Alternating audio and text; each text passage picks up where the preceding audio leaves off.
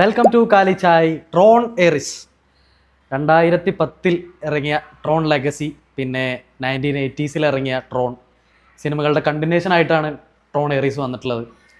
എനിക്ക് തോന്നുന്നു Tron legacy എല്ലാവരും ടി വിയിലൊക്കെ വന്ന് കണ്ടിട്ടുണ്ടാവും. 2010 സിനിമ റിലീസായത്. അതിനുശേഷം എനിക്ക് തോന്നുന്നു ഒരു ചാനലുകളിലൊക്കെ സ്ഥിരമായിട്ട് ഞാൻ ടി വിയിൽ നിന്നാണ് ആ സിനിമ കണ്ടിട്ടുള്ളത്.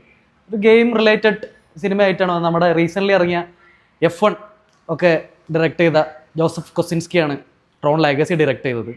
ട്രോൺ എറിസിലേക്ക് വന്ന സമയത്ത് ഡയറക്ടർ യോക്കിം റോണിംഗ് എന്ന് പറഞ്ഞൊരു പുള്ളിയാണ് ചെയ്തിട്ടുള്ളത്. പിന്നെ സ്റ്റാറിങ് ജേഡ് ലെറ്റോ ആണ്.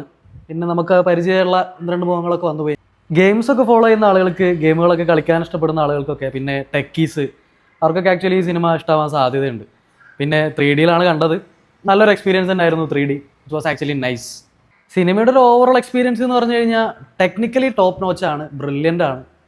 പിന്നെ സ്റ്റോറി സ്ക്രീൻ പ്ലേ കുറച്ച് ആവറേജ് ആയി പോയോ എന്നുള്ളൊരു സംശയമുണ്ട്. പക്ഷേ ഓവറോൾ എക്സ്പീരിയൻസ് കിടിലായിരുന്നു. നല്ല രസമുണ്ടായിരുന്നു കണ്ടിരിക്കാൻ തിയേറ്ററിൽ. 118 മിനിറ്റാണ് ആക്ച്വലി സിനിമയുടെ ഡ്യൂറേഷൻ വരുന്നത്. അപ്പം ആ ഒരു 118 മിനിറ്റ് തന്നെ ചില സമയങ്ങളിൽ കുറച്ച് ഇഴച്ചിൽ ഫീൽ ചെയ്ത പോലെ തോന്നി. കാരണം സിനിമ സ്റ്റാർട്ട് ചെയ്യുന്ന സമയത്ത് ആദ്യത്തെ ഒരു 15 മിനിറ്റ് 20 മിനിറ്റിൽ തന്നെ നമ്മളോട് പറഞ്ഞു കഴിഞ്ഞു ഇനി എന്താണ് ഉള്ളത്, ഇതിൽ എന്തൊക്കെയാണ് സംഭവിക്കുന്നത്. അപ്പോൾ പ്രെഡിക്റ്റബിൾ ആണ് ഇനി അങ്ങോട്ട് എന്താ സംഭവിക്കുക എന്നുള്ളത്. അപ്പോൾ അത് കുറച്ചും കൂടെ ഫാസ്റ്റ് ആക്കായിരുന്നു.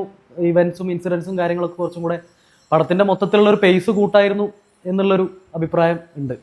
ട്രോൺ മൂവി സീരീസിൽ ചിലപ്പോൾ ഏറ്റവും മോശം റിവ്യൂസും റേറ്റിംഗ്സും ഒക്കെ വരാൻ പോകുന്നൊരു സിനിമയായിരിക്കും ട്രോൺ എറിസ് എന്ന് തോന്നുന്നു. കാരണം മറ്റ് 2 സിനിമകളെ അപേക്ഷിച്ച് നോക്കുമ്പോൾ this movie was not up to the mark എന്നാണ് എനിക്ക് തോന്നിയത്. Music side was not actually impressive എന്ന് വേണമെങ്കിൽ പറയാം. കാരണം ട്രോൺ ലെഗസി ഒക്കെ കാണുന്ന സമയത്ത് അതിൻ്റെ ഒരു മ്യൂസിക് സൈഡ് നല്ല രസമായിരുന്നു കേട്ടിരിക്കാനൊക്കെ. പക്ഷേ ഇതിലേക്ക് വന്നപ്പോൾ എന്തോ ഒരു വെറൈറ്റി സാധനം ട്രൈ ചെയ്തിട്ട് അത് വർക്കൗട്ട് ആവാത്ത പോലെയാണ് ഫീൽ ചെയ്തത്.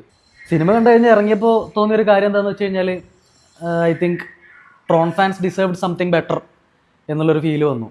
എന്നാലും നിങ്ങൾക്കൊരു തവണ തിയേറ്ററിൽ പോയി വേണമെങ്കിൽ ഈ സിനിമ ഒന്ന് കണ്ടു നോക്കാം. കാരണം ഇതിൻ്റെ സൗണ്ട് മിക്സിങ് കാര്യങ്ങൾ, വിഷ്വല്, VFX വർക്ക് കാര്യങ്ങളൊക്കെ അടിപൊളിയാണ്. അപ്പം ഒരു ബൈക്ക് ചേസിൻ്റെ ഒരു സീന് വരുന്നുണ്ട്. പിന്നെ ഒരു